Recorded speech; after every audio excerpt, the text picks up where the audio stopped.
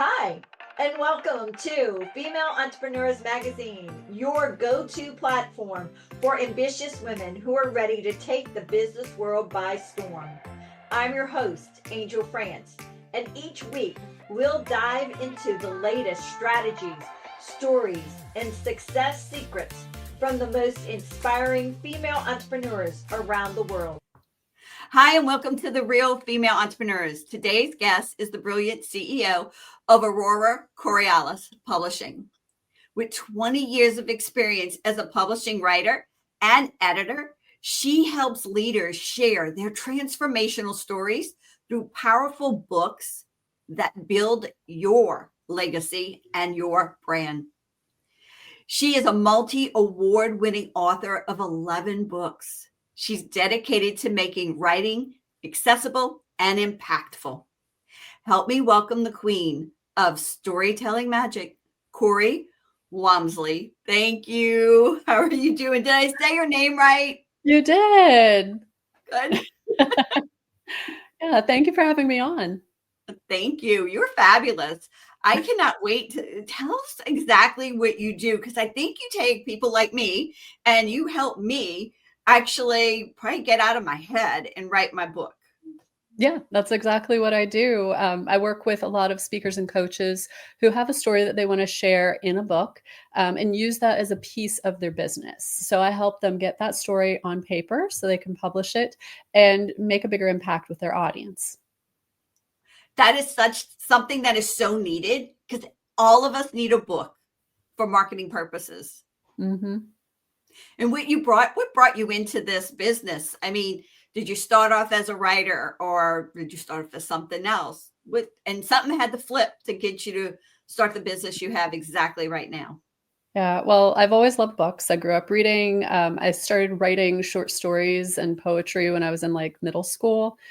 So I've always enjoyed the writing aspect. I majored in English and then worked on a master's. I actually had 2 different jobs with the government as a technical writer. Those were my first piece of my career. So I was actually writing pieces that, some of them would be online and they would be connecting with the public, and some of them would be going to headquarters and just connecting, between agencies. But everything that I was doing eventually led into the storytelling element. At my job when I worked at the Department of Energy, I was working with a lot of scientists and helping tell their stories and making them, as we were told, into real people, because it's like beyond the lab coat sort of thing. When you picture a scientist, you're picturing somebody in a lab who's got their coat on and their goggles and they're just doing science, right? And you don't picture what are they doing beyond the lab? What are their passions? And I got to tell these beautiful stories of people who were, we had somebody who was an amateur snowboarding champion. And then we had another woman who she used to help walk horses at a therapy place in the area. So all these beautiful stories of them being real people and, just like your neighbors, just like the other people So it was something that kind of brought, here we are, this government agency, but we're actually people And I loved that aspect of it. So when funny story, funny, not funny. It wasn't funny then. They laid off half the PR department about 9 years ago, actually almost exactly 9 years ago. It was on my daughter's first birthday, and that was January 6th. So almost 9 years ago, they laid off half the PR department, and I had to kind of figure out what I was doing. I had a 1-year-old and a 3-year-old at home. And I had no plan to do anything else because I wasn't even sleeping through the night. So when I left there, I had to figure out what I wanted to do. And I started out just doing some freelancing, writing web copy and press releases and things like that. But by that point in my career, I had also written 5 novels. So whenever I would go to a networking event, I would tell people, this is what I like to do. Do you need something written? And they're like, no. How do you write a book? Tell me how to do that, because I need to do one for my business. I had no idea there was even a call for that. So from that point, I started morphing my business into more of the book coaching and the book editing aspect. And then almost 4 years ago now, I started the publishing house because there's just so much that people need to do. They don't know how to get an ISBN and how to upload their book and how to make sure that, it doesn't look wonky and the pages are all correct. So we have the entire, book creation piece on our end. Basically, you could come to me and say, I need to write a book. And I say, I got you. I help you through the whole process. We do ghostwriting and coaching. And then we also work with people who've written their books on their own and help them get it out into the world. Okay. So you're definitely the storytelling book magic queen. Make it happen for us. Yeah, because I mean, that is something that people really want. They really need that. And with today's world, they have that flexibility to write and self-publish. Mm-hmm. Do most of your people self-publish, or are you publishing for them, or how's that working? Well, we're a publishing house, so we do publish for them. We have a few clients, like I actually worked with 3 retirees this fall who just wanted to get a book out there. They're not coaches and speakers, but we provided services so we could do the editing, the layout, and then I helped them publish on their own. So they're in charge of their books because they aren't somebody who needs like the marketing and the PR like we handle around the launch. So, a little bit of both, but most of the people we work with are people who we end up publishing. Your publishing house is actually handling the marketing and also the PR. Mm-hmm. That is amazing. Because most people who teach that are actually even a publishing company. They say they're a publishing company, don't do that aspect. That just makes the world of difference too. Yeah. We do that surrounding the launch. And that gives people that extra boost. So I teach them how to do like the Amazon bestseller campaign, and I walk with them through that. And then we also have the marketing expert and the PR expert who work with them. It's like a 2 to 3 month period around the launch. And then I tell people, if you want to continue working with our PR expert, go ahead and do that. I feel like there's a lot of stuff that people just don't know about putting a book out. They think they can just, hit publish and, oh yeah, my book's out there and now I'm magically famous. And it's not how it works. It does not. There's a lot of promo and a lot of things in the back end that have to happen. Yeah. Yep, definitely. So you mentioned you have a child. So do you have 1, 2? How many children do you have? Oh, I have 2. They are, my youngest is almost 10. And then my older one is 12. She just turned 12 in November. Oh, how cute. Oh, they got to be fun right now. They are. I have learned so much Gen Alpha slang. I could probably write a book about it.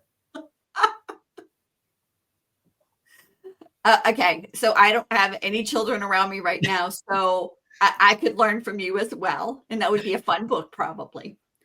So how do you balance your work life, career, family, and everything else? That's hard for most female entrepreneurs to do. Yeah. So there's a lot to do with the business. And then, of course, having a family is a lot too. We're at a point now where both of my kids are in school, which funny story about that. We were thinking, okay, things are going to get easy once they're both in school. And then my oldest was in first grade when the pandemic hit. So now nobody's in school. So it took us a little bit longer to get that, rolling. But once they were both in school, they were in like 2nd and 4th grade at that point. And I started having an actual schedule. So during the school year, I can be at my desk. Once I get them out the door, I work out and shower and get to my desk. But I usually have shorter hours. So I'm at my desk, 5 or 6 hours. But then in the evening, sometimes they're doing homework and I get out my laptop and I'm like handling a layout or something because I'm trying to be flexible and also be there for my family. During the summers, we had a local babysitter come in. So we had like a high school girl who would come and play with the girls a few hours a week. And I would come in here and have that dedicated time. I do work a lot of hours, but sometimes it's like, okay, here's my time. They're at school. I can get a lot of stuff done. And other times it's like, all right, they're in dance class and I have my laptop out and I'm working. So there is some balance and then there's also some chaos. And I think that it's important to recognize that when you have a family, sometimes it's just going to be how it is. And you have to prioritize. You have to say, all right, I really want to volunteer for the book fair, so I'm going to block that day off. And no, I can't, have a call that day. I already have this. This is important to me. Or, hey, I have all this stuff going on. I'm really sorry, but I won't be able to schedule the book fair. I won't be able to do that because I need to work with my clients. And you're going to be disappointed in some area at some point. But I think that from my kids' perspective, they're not upset with me when I have to do that. They get, like, I have work. This is how we pay for our stuff. This is what mommy needs to do. These are her priorities. And I am always a priority too. So like in the evenings, I always make sure that I do greet the kids at the door when they come home, unless I'm on a call. They walk in the door, I get up and I'm like, hey, how was your day? Do you want to talk for a minute? Usually it's a no anymore because they're tweens. They go off upstairs, they have their break time, but I sit down and help with the homework because I know like that's important. So I think flexibility and just making sure that you can prioritize certain things is important. Right. And that is one reason we are female entrepreneurs. It's actually because of the fact that it gives us that time flexibility to be able to manage our family and business. Yeah.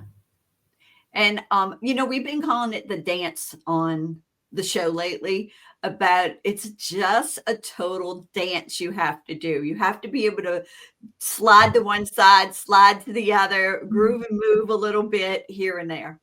Yeah, absolutely.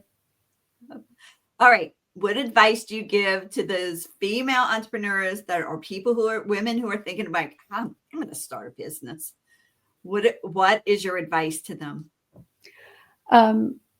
So no matter whether you're a mom or not, I think it's important to be clear on what your goals are, who you want to work with, what you want to accomplish, and understand that the best laid plans are not always going to work out. So you might think, hey, I'm going to do this and it's going to be brilliant and I'm going to be at this point in 2 years.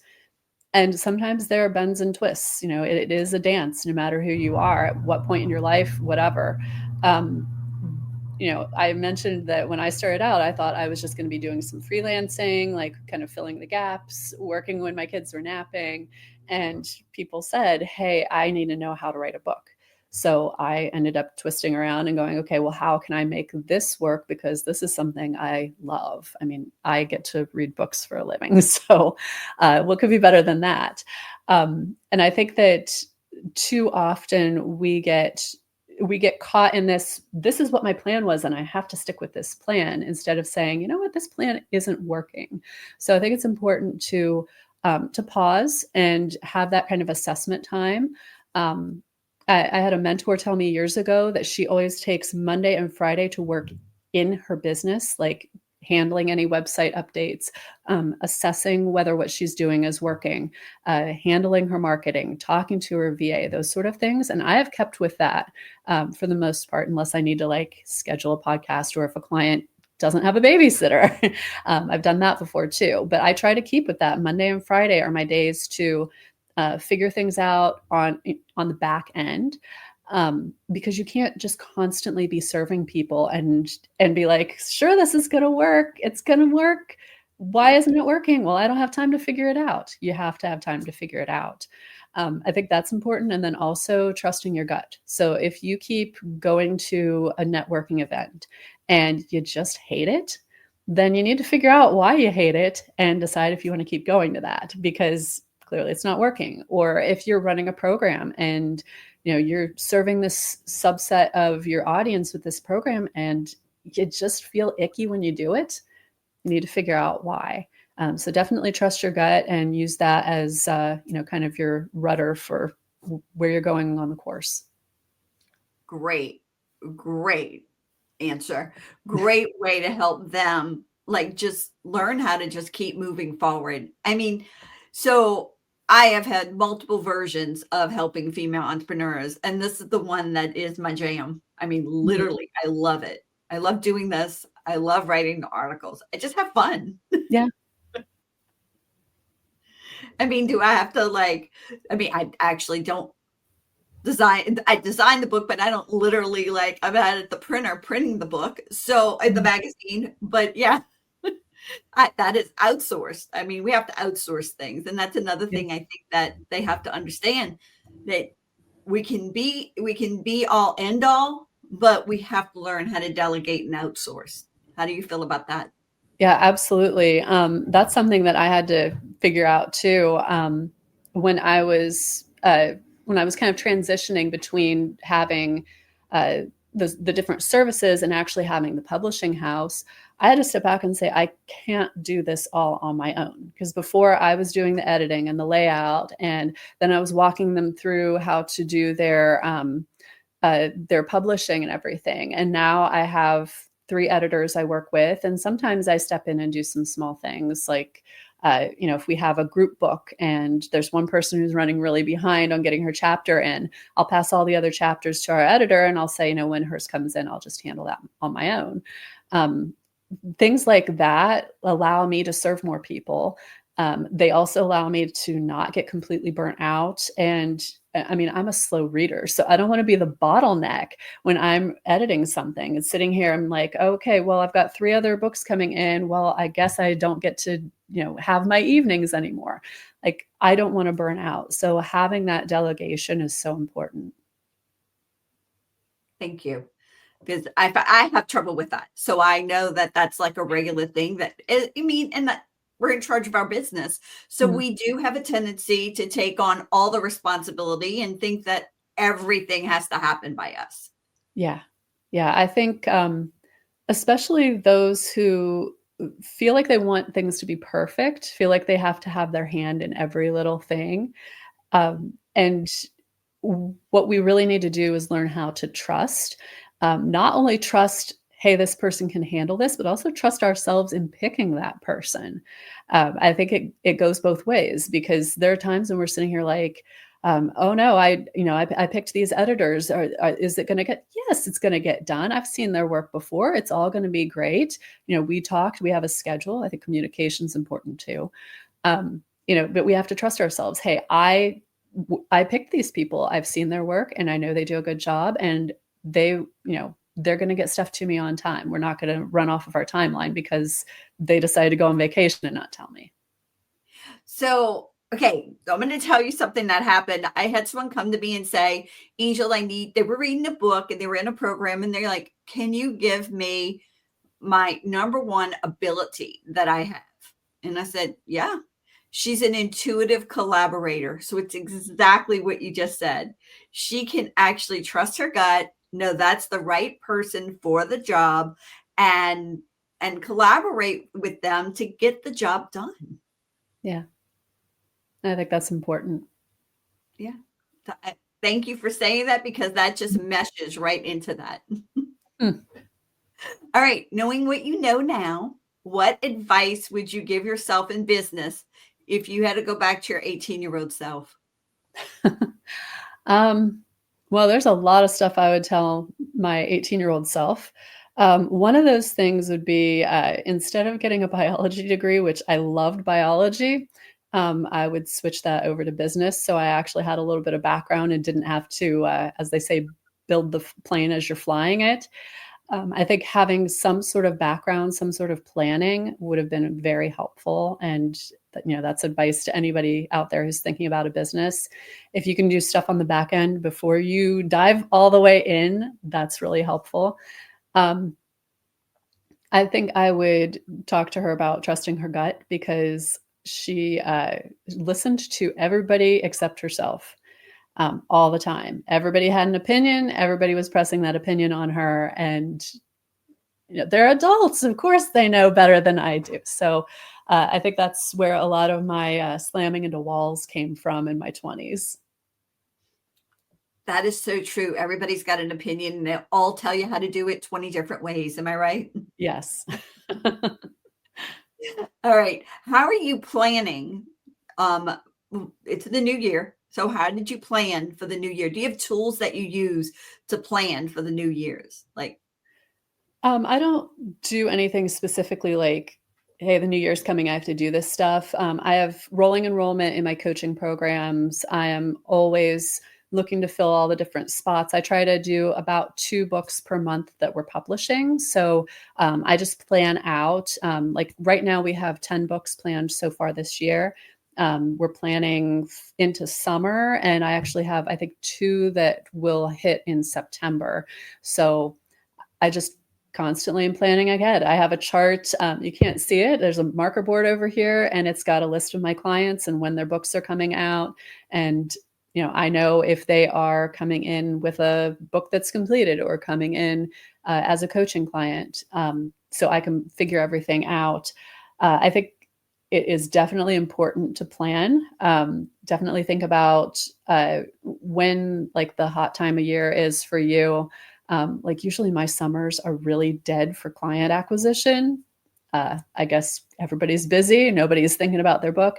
And then all of a sudden in the fall, everybody goes, oh, I have to get this done. I have to start on stuff. So I know that if I want to start a program, I'm not going to start it in July. I'm going to say, hey, we've got this thing coming in September. So just knowing things like that, I think is important to be able to plan for the year. So what is one key strategy that maybe has helped you in your business grow it that maybe some people told you no, they gave that opinion and said, no, that's not going to work? Funny enough, I'm constantly being nudged to go to networking events, and I find that it is often a waste of my time other than just connecting with lovely people. Most of my clients are people who are coaches and speakers, and a lot of them aren't doing networking. They're online connecting with people. So going to things in person just hasn't been as fruitful as it could be. I've met wonderful people and I'm friends with a lot of them, but that's been kind of a funny thing. Oh, why aren't you networking? Dude, I'm busy. I've got stuff to do. I'm connecting with people online. Like I have clients all over the country, so they're not coming to Pittsburgh and going to a local luncheon. I get it. Mine are like all over the world, and I'm like, they're not coming. Yeah, I get it. Yeah. All right. Can you share any future plans you have for this year that we should keep an eye out for? Yeah, I've written 11 books. My 11th book comes out in March. And I write fiction. So actually, I'll show you my first 2. I have them here. These are books 9 and 10, and they are the first 2 in my Soul Sisterhood series. And they are all best friend stories with a side of sweet romance. So I have my 3rd one, Good in Theory, coming out in March. And this is about a quirky female scientist who she loses her boyfriend, her job, and her apartment all on the same day, and ends up having to rely on a cousin she hasn't seen in 10 years to help kind of bail her out. So you get the story of all these disasters in her life, the reconnection with her cousin, and then there are some beautiful things that happen behind the scenes. She has been dreaming about this man for years, and her cousin's like, he's your soulmate, and she's like, shut up. But that actually kind of comes into her life at this point. Again, it was, she had stopped talking to the cousin 10 years ago, and then now she starts having these dreams again when she reconnects with her. And so all these beautiful things fall into place. You have to figure out what happened at the lab where she works, because there was something sinister going on behind the scenes there. So there are a lot of different storylines in this book. And yes, it has a happy ending. Okay. So that sounds like a movie I would watch. So I'm waiting for movie things. You're going to have a production company at next time I talk to you, not just a publishing company. Yeah, I've actually been thinking about how I can connect with someone about movies for these, because they're heartwarming stories, and a lot of it is stuff that I've seen people go through, and the challenges that women have gone through, and they come to me and they're like, I want to write a book about this, and then sometimes they do and sometimes they don't. Sometimes these are things that don't really fit with their business book. Sometimes it's just, I keep hearing this story a lot and I really want to write about it.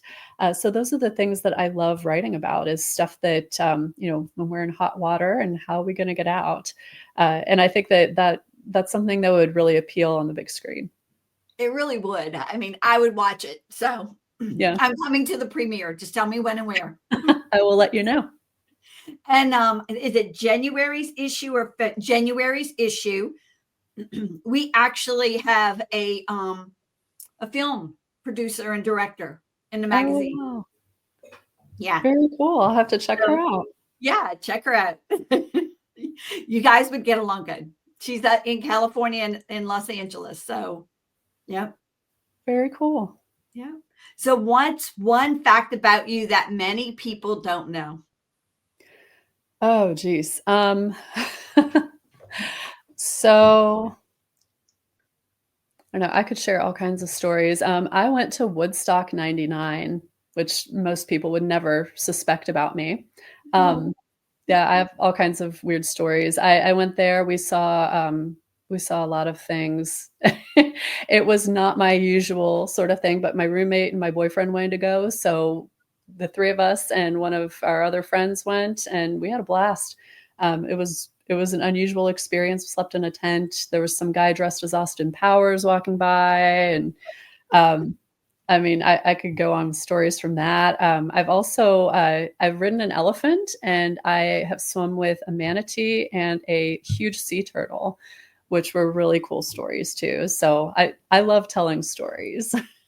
I can see the book on both of those now. Elephants actually play a big part in my book, Braving the Shore. Just the symbolism. Yeah. Wow. So I love the fact that you teach people how to write book, which is really a nonfiction world, but most of your personal books are fiction. Mm-hmm. Wow. All right. If you had a superpower for just one day, 24 hours, what would it be? Probably the ability to clone myself. Yeah. It would be really nice. What's that? The movie Multiplicity, correct? Did you see that movie? No, I haven't. Oh yeah, but they're not as smart. They have issues as they go on. Well, I could assign some low-end jobs, but yeah, I always feel like I have so many things I want to get done that it would be really nice to be able to clone myself and, clean up. What about a book? What is your favorite book? I know this is going to be hard for you. What is a favorite book besides one of your own? Oh, geez. So I actually just read several books by Jenny Bayliss. I read romances, and these were closed door. So they're all like clean. But I just finished reading A December to Remember, and it was so beautiful. She writes these stories about they're about community. They're about women who are kind of returning to small towns and kind of reconnecting with that family feeling. And these happen to be Christmas romances. So there's, snow and all the activities and stuff. But they're just so beautiful to read. When I'm reading, I'm not reading anything that's going to be, scary or, any of that kind of stuff. I read something that's going to make me laugh and something that makes me feel good. So if you're looking for books, I definitely recommend hers. All right. It's on the list. All right. A song. What is one of your favorite go-to songs that gets you like motivated, up and moving? I have a lot. I actually have a playlist that's called Badass Playlist, and it's just got all these motivational songs. But we recently saw Wicked, so I'll go with Defying Gravity. And I love belting that one out in the car. Wasn't that a great movie? Oh, so good. I took my oldest with me, and she loved it. It's definitely not what anybody would expect. It blew me away because I was just thinking, okay, it's just a remake of the regular Wizard of Oz, and it wasn't. I can't wait for part 2. Oh yeah, I was a little disappointed. I found out before the movie that this was split in half, so I was like, but my daughter's watching it, and I'm like, you don't know who the dad is, and you don't know who the Tin Man is, and like all these things. So I'm like, well, I don't want to ruin it for her, but we've got a year, so. Yeah, so I didn't read anything pre. I just walked in. It was my mom or dad's birthday, one of them. Okay. And we went there with them, and my mother is a Wicked fan. A Wizard of Oz fan. Like she has a curio filled with nothing but Wizard of Oz. Oh, Yeah. So, wow. yeah. Yeah. I've seen Wicked several times, so I already knew what to expect, and I've had the soundtrack for years. So my kids have heard it, but they didn't know it. So it was a really interesting thing to bring my oldest. My little one is scared of everything, and I figured she'd freak out with the flying monkeys, so I didn't bring her. How do you stay motivated? I love reading books, so that is usually motivation in itself. But of course, that's not all I'm doing. I'm also like I just spent time over holiday break handling royalties, adding everybody's stuff up, and all of that kind of stuff, which is one of my least favorite jobs. Um, Staying motivated with that stuff is, it's just like sometimes you have to say, all right, there are going to be a few things that I don't like, but once I get that out of the way, then I can go do the things I like again. I also have a VA who handles a lot of the things that I don't particularly care for, like refilling my social media scheduler, or she adds up the monthly royalties, just little things like that. And I think that knowing that I have a team that supports me is sometimes motivation too. Like, yeah, I'm going to keep going because I want to keep working with these people. They're really cool. I don't want things to stop because then I won't get to email Allison all the time and be like, hey, how's the book going? Tell me about this. So it's really nice having that support. And I think also if people are thinking about how they want to build their business, that's an important thing to think about. Like, what kind of support do you want to have? Do you know people who would be able to do that? Who do you want in your world? Who do you want to work with every day? That kind of stuff. So yeah, I think some of that's motivational. Also, I have my oldest is an artist. She is super talented, and I know if she's seeing me do something, completely off the wall that is a creative career, and I want her to see that because I didn't grow up seeing a lot of that.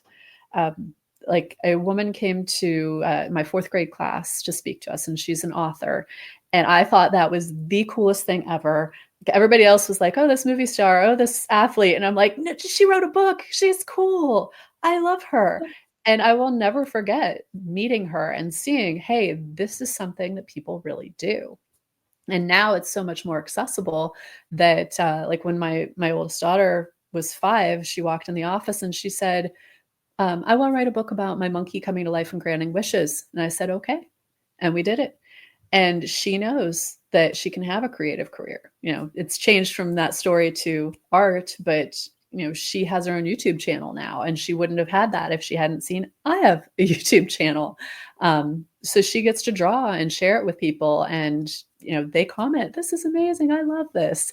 And I love that for her. So letting them see that this is something that they can do. They don't have to, not that there's anything wrong with it if it makes you happy, but they don't have to go and work a 9 to 5 in an office. They can choose what they want to do and make their lives what they want. I understand that, because growing up, I'm like, I'm not going to be like a regular person. I want to be a teacher, but I don't want to be a regular teacher. Yeah. And everybody was like, okay, whatever. And I mean, I tried 9 to 5s. It just wasn't my jam. I'm not good at it. Yeah. Yeah. Being in an office, I didn't find that to be lighting me up. No. I get that. What about a favorite quote? Do you have a favorite quote you like? Oh my goodness. I've run across a lot of favorite quotes. There was one I saw a couple of years ago. It was the world isn't made of atoms, it's made of stories, or something like that. Cute. Yeah. So I thought that was cool. That fits right into you. Yeah. Just because you have a science background and and you're the queen of storytelling. Yeah. Perfect. What is the best way for our audience to connect with you?